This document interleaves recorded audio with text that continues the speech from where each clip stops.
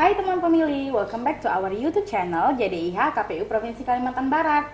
Nah, pada bincang-bincang kali ini kita akan membahas tentang isu yang sedang happening, yaitu tentang kampanye. Tapi pada kali ini kita akan membahas tentang dana kampanyenya nih teman pemilih. Siapa sih yang akan menemani bincang-bincang kita pada hari ini? Yaitu anggota KPU Provinsi Kalimantan Barat Divisi Hukum dan Pengawasan, Bapak Mujio SPD. Selamat sore Pak. Selamat sore. Apa kabar? Alhamdulillah baik. Oke, sehat ya Pak ya. Nah ini Pak, kita kan sekarang masuk dalam tahapan yang sedang happening, yaitu kampanye, dimana biasanya kalau kampanye ini kan mengumpulkan massa sangat banyak seperti itu kan. Nah tapi ada isu lain yang lebih menarik untuk dibahas pada saat ini, yaitu tentang dana kampanye. Nah sebetulnya dana kampanye ini apa sih Pak? Terima kasih atas pertanyaannya, kawan pemirsa yang saya hormati. Jadi memang betul seperti yang disampaikan oleh Mbak Yudi tadi itu, bahwa selain hiruk pikuk kampanye yang cenderung tidak diperhatikan orang adalah berkenaan dengan dana kampanye. Nah, dana kampanye ini menjadi penting untuk dilakukan pencermatan, karena ini sangat berkaitan erat dengan proses kampanye itu sendiri. Jadi kalau ditanya tentang apa itu dana kampanye adalah sejumlah biaya berupa uang, barang ataupun jasa yang dipergunakan oleh pasangan calon ataupun oleh partai politik pengusung atau gabungan partai politik pengusung untuk membiayai kampanye pemilihan di tahun 2020 ini. Begitu. Nah Pak, tadi kan Bapak sebutkan nih ada dari partai politik, gabungan partai politik, kemudian ada perseorangan nantinya. Berarti ada sumbangan-sumbangan yang boleh diberikan oleh perseorangan, kelompok, seperti itu Pak ya, dan partai politik serta gabungan partai politik. Nah, untuk batasan-batasan dalam kelompok-kelompok ini memberikan sumbangan itu ada nggak Pak diatur? Oh ada Mbak Yuli, berkenaan dengan pembatasan dana kampanye ini ada, karena itu di dalam aturan kita sudah dijelaskan dengan detail bahwa siapa saja yang boleh menyumbang, berapa besaran sumbangannya, ya kan, siapa saja yang tidak boleh menyumbang, nanti kalau ada kelebihan sumbangan bagaimana perlakuannya, semuanya sudah ada rigid diatur dalam aturan di KPU. Kalau umpamanya besaran sumbangan yang bisa diberikan oleh, kalau tadi saya sebutkan ada partai politik, jadi partai politik itu maksimal bisa memberikan sumbangan untuk dana kampanye bagi pasangan calon itu adalah 750 juta.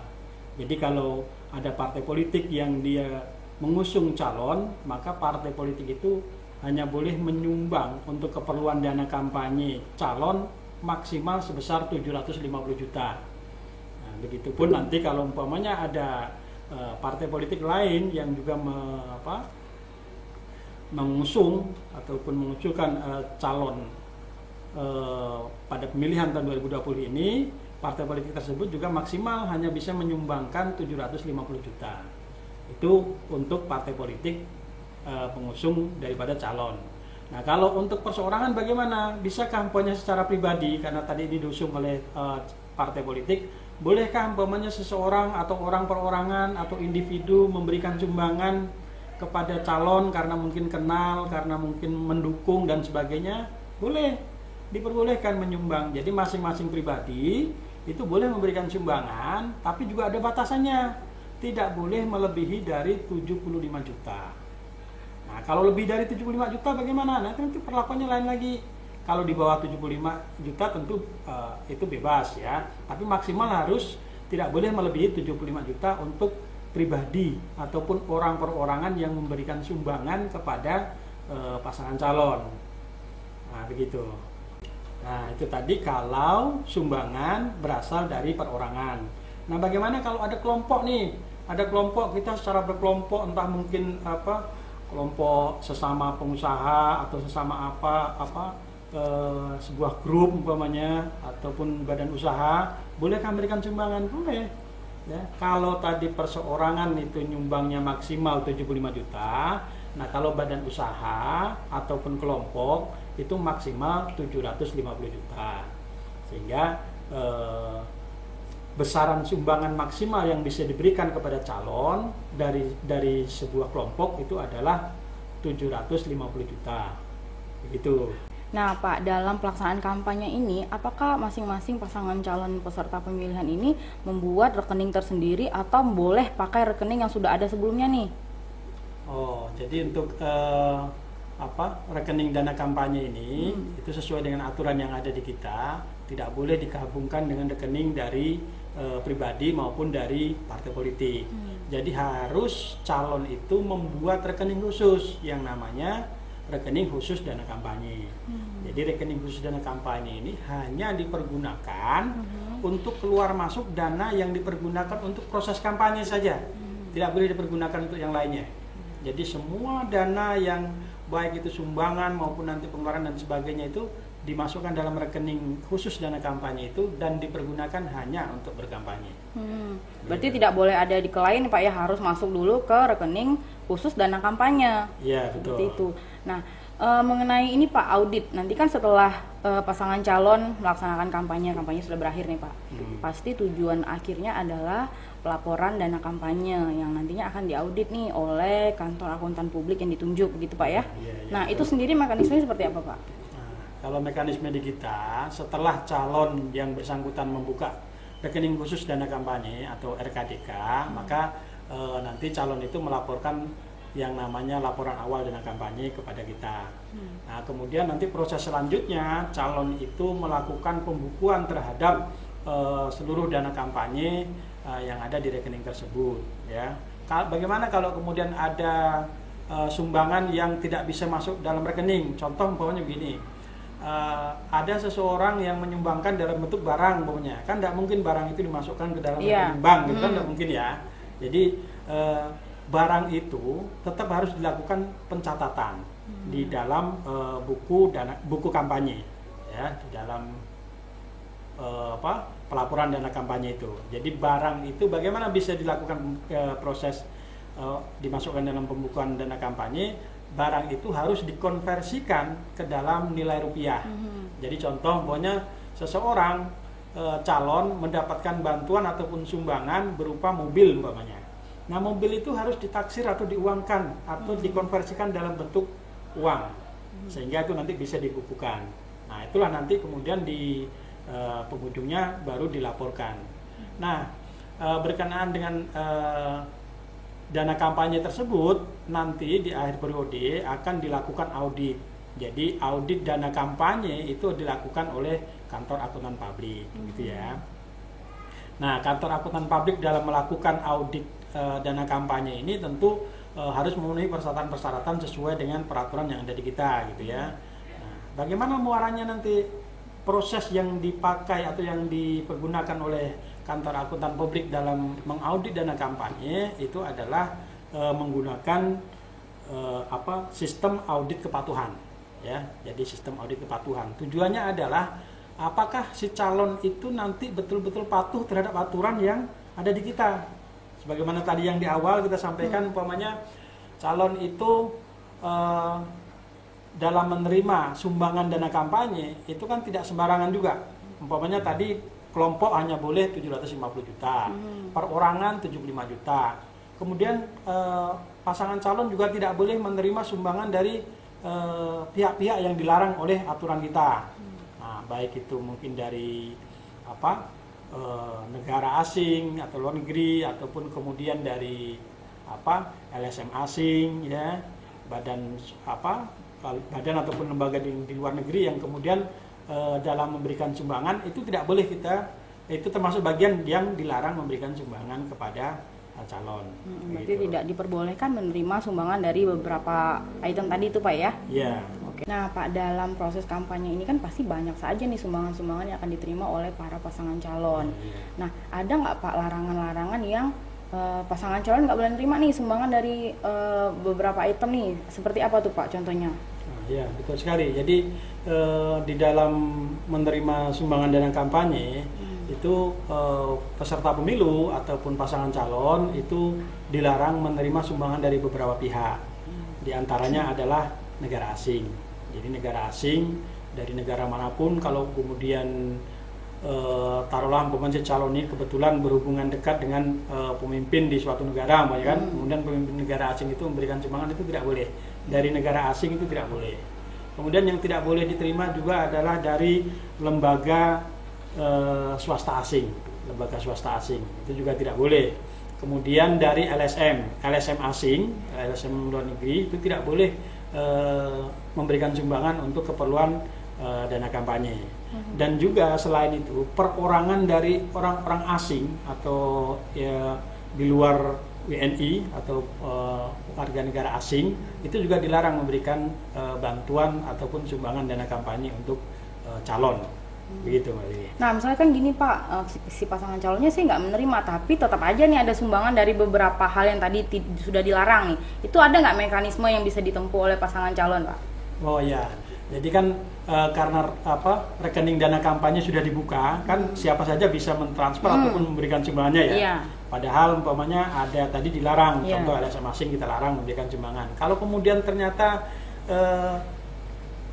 masuk juga dana dari asing tersebut masuk ke dalam rekening, nah itu bagaimana perlakuannya? Nah perlakuannya adalah calon tidak boleh mempergunakan dana itu. Itu yang pertama. Yang kedua, calon harus melaporkan dan kemudian mengembalikan dana itu nanti di akhir masa kampanye mengembalikan kepada negara. Jadi dana yang berasal dari asing, LSM asing, perorangan asing itu tidak boleh dipergunakan kalau kemudian terlanjur masuk ke dalam rekening dana kampanye seorang calon, tidak boleh dipergunakan. Oke. Gitu. Selain dari pihak asing nih Pak, ada nggak lagi larangan-larangan yang tidak boleh diterima oleh pasangan calon terkait sumbangan? Baik, jadi selain yang saya sebutkan tadi, ada perusahaan asing, kemudian negara asing, perorangan asing, ada lagi yang tidak boleh diterima sumbangannya, yaitu dari pemerintah daerah, kemudian dari badan usaha milik negara ataupun badan usaha milik daerah, bahkan badan usaha milik desa pun tidak boleh memberikan sumbangan kepada pasangan calon. Nah, karena itu masuk dalam kategori larangan yang memberikan sumbangan dana kampanye. Nah, selain itu ada juga sumbangan yang kemudian tidak boleh dipergunakan. Apa itu? Sumbangan dari seseorang yang identitasnya tidak jelas. Tadi di awal kan saya sampaikan bahwa perorangan pribadi-pribadi ini boleh menyumbang, ya, ataupun kelompok juga boleh menyumbang. Tetapi ada syaratnya seseorang bisa menyumbang. Syaratnya harus jelas identitasnya. Nah, begitu. Bagaimana kalau kemudian orang nyumbang tapi kemudian tidak ada identitasnya, walaupun yang nyumbang itu mungkin tetangganya dan sebagainya, tidak bisa kita pergunakan. Jadi penyumbang yang tidak jelas identitasnya itu termasuk kategori sumbangan yang harus tidak boleh dipergunakan, dan itu nanti harus dikembalikan kepada kas negara. Jadi semua yang dipergunakan oleh pasangan calon penyumbangnya jelas, baik identitasnya maupun keberadaannya. Contoh umpamanya kalau walaupun identitasnya jelas tetapi di lembaga asing atau perorangan asing jelas tidak boleh. Jadi kalau yang asing pasti tidak boleh, negara asing, LSM asing, perorangan asing, walaupun jelas identitasnya, tapi tidak boleh memberikan sumbangan. Nah, kalau umpamanya dari WNI, kemudian menyumbang, warga negara ya, menyumbang perorangan ataupun kelompok, memberikan sumbangan, tetapi tidak memberikan identitas dengan jelas, maka itu termasuk dalam kategori sumbangan yang tidak boleh dipergunakan. Begitu. Nah ini kan masa pandemi nih Pak, tapi pemilihannya tetap lanjut nih. Nah jadi kewajiban calon untuk menyampaikan laporan awal dana kampanye ya Pak ya dalam beberapa waktu terakhir kemarin, itu tuh ada nggak Pak cara yang disiapkan oleh KPU sendiri untuk mempermudah atau mengurangi frekuensi untuk kontak fisik secara langsung dengan antara pasangan calon dan KPU sebagai penerima laporannya nih? Silakan Pak. Baik, jadi memang sekarang ini masanya kan lagi masa pandemi ya. Jadi semua orang, semua lembaga berupaya bagaimana less kontak, bagaimana sebisa mungkin kontak itu dihindari. Iya. Ya, bahkan di dalam proses kampanye pun tidak lagi seperti kampanye sebelum-sebelumnya yang bisa mengerahkan massa dan sebagainya. Nah, bagaimana dengan dana kampanye ini? Nah, KPU RI juga sudah membuat regulasi aturan tentang bagaimana proses dana kampanye ini diproses sesuai dengan protokol COVID. Ya. Jadi kalau dulu pelaporan dana kampanyenya itu dilakukan langsung, dibawa laporannya ke kantor, map demi map, laporan demi laporan gitu ya. Nah kalau sekarang tidak begitu lagi aturan di kita. Sekarang penyampaian dokumen dana kampanye itu dilaporkan secara online melalui sistem dana kampanye, namanya Sidakam. Jadi KPU telah membuat aplikasi Sidakam, sistem dana kampanye, tujuannya agar seminimal mungkin, sesedikit mungkin dilakukan, kalaupun harus terpaksa dilakukan kontak pertemuan gitu ya, itu diminimalisir sekali lah gitu. Sehingga dalam proses pelaporan ini pun KPU membuat sistem dana kampanye. Jadi penyampaian secara online saja, sistem dana kampanye online. Ada juga nanti Sidakam offline-nya juga ada gitu. Tanpa mengurangi daripada validitas data. Nah, jadi secara online disampaikan, tetapi secara offline juga mesti ada datanya gitu. Nah, kalau terkait dengan audit nih Pak, yang seperti Bapak sudah singgung di pembicaraan kita di awal. Nah, kalau audit dana kampanye sendiri yang seperti Bapak bilang tadi itu kan adalah audit kepatuhan. Itu bagaimana sih Pak mekanisme kerja KAP sampai nanti dengan kewajiban KPU untuk mengumumkan hasil auditnya nih Pak? Ya, jadi nanti di ujung masa kampanye itu kan peserta pemilu ataupun pasangan calon menyampaikan yang namanya laporan penerimaan dan pengeluaran dana kampanye atau LPPDK ya. Laporan penerimaan dan pengeluaran dana kampanye. Nah, laporan pengeluaran dan penerimaan dana kampanye tersebut diserahkan kepada KAP ya. Nah, KAP itu adalah kantor akuntan publik yang akan menilai ya, yang akan mengaudit benarkah laporan yang disampaikan oleh pasangan calon tersebut. Nah, kemudian nanti di ujungnya muncul kesimpulan tentang kepatuhan tadi itu. Nah, kapan itu KAP memulai pekerjaannya? Jadi KAP memulai pekerjaannya saat diterima sampai dengan 15 hari. Jadi KAP mempunyai waktu 15 hari untuk melakukan audit terhadap dana kampanye yang diberikan oleh pasangan calon. Nah, kemudian setelah dilakukan audit dan keluar hasil auditnya, maka KPU lah berkewajiban untuk menyampaikan hasil audit tersebut kepada publik, kepada masyarakat. Nah, lagi-lagi karena ini masa pandemi, maka bagaimana cara KPU menyampaikannya? KPU menyampaikannya melalui papan informasi yang ada di KPU dan juga yang ada di laman KPU.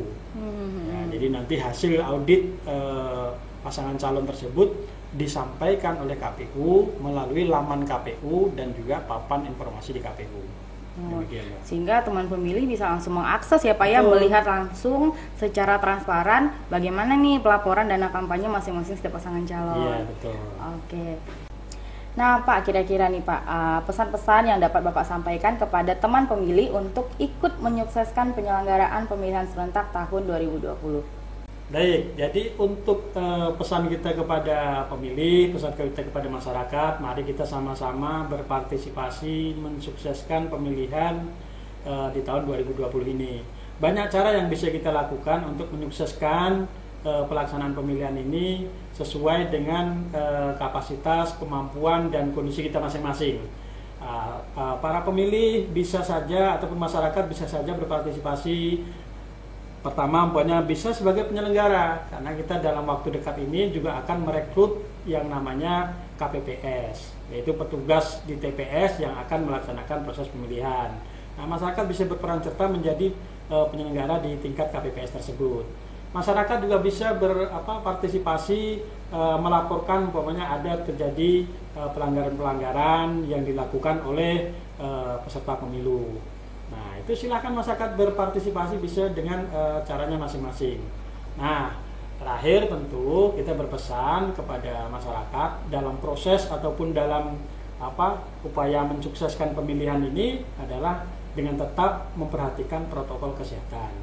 Ya, semuanya dilakukan dengan protokol kesehatan. Kita tidak ingin pemilihan ini menjadi klaster untuk penyebaran COVID, sehingga upaya-upaya yang dilakukan oleh KPU secara kelembagaan sudah sangat baik, yaitu dalam rangka untuk mencegah terjadinya penularan COVID ini. Saya rasa demikian, Pak. Nah, teman pemilih, sekian dulu bincang-bincang kita pada hari ini. Seperti biasa, jangan lupa like, subscribe, dan share. Dan Jangan lupa datang ke TPS tanggal 9 Desember 2020 karena pemilih berdaulat, negara kuat. Bye!